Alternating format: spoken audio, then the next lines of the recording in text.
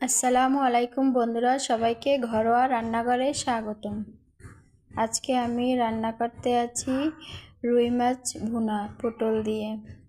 এই যে দেখেন, আমি রুই মাছটা ছোট ছোট করে কেটে নিয়ে এখন রান্না করব। ছোট ছোট করে রান্না করে খেলে খুবই ভালো লাগে। এই যে এখানে আমি পেঁয়াজ বাটা, আদা বাটা, রসুন বাটা, জিরা বাটা দিয়ে মশলাটা সুন্দর মতো কষিয়ে নিচ্ছি।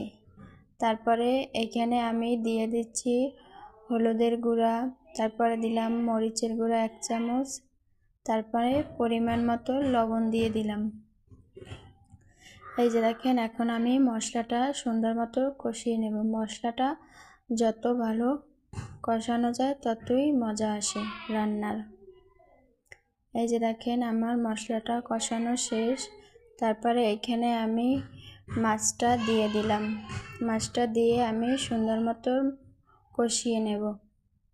এই যে বন্ধুরা দেখেন, আমি মাছটা সুন্দর মতো কষিয়ে নিচ্ছি। যারা বড় মাছ খেতে পছন্দ করেন না, তারা ছোট মাছ এরকমের ছোট ছোট করে কেটে রান্না করে একবার হলেও খাবেন। খুবই মজাদার এই রান্নাটা। এই দেখেন, এইখানে আমি পটল আলু দিয়ে দেব মাছের ভিতরে।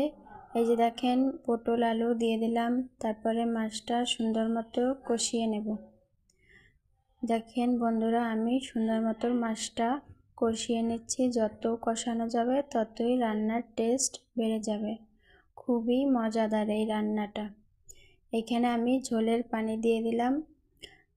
ভালো মতো মাছটা সিদ্ধ হবে, পটল আলু সিদ্ধ হবে। তারপরে এখানে আমি ধনেপাতা দিয়ে দিলাম। এই যে দেখেন, আমার রান্নাটা প্রায় শেষের দিকে। এই যে বন্ধুরা দেখেন, আমার মাছটা এখন হয়ে গেল। খুবই মজাদার এই রান্নাটা, আপনারা একবার হলেও ট্রাই করে খাবেন। এরকমের বড় মাছ ছোট ছোট করে রান্না করে খাবেন, খুবই মজা লাগে এই মাছটা। যদি আমার ভিডিওটি দেখে আপনাদের ভালো লাগে, অবশ্যই আমার চ্যানেলে একটা সাবস্ক্রাইব করে দিবেন। আশা করছি সবাই ভালো থাকবেন। আল্লাহ হাফেজ।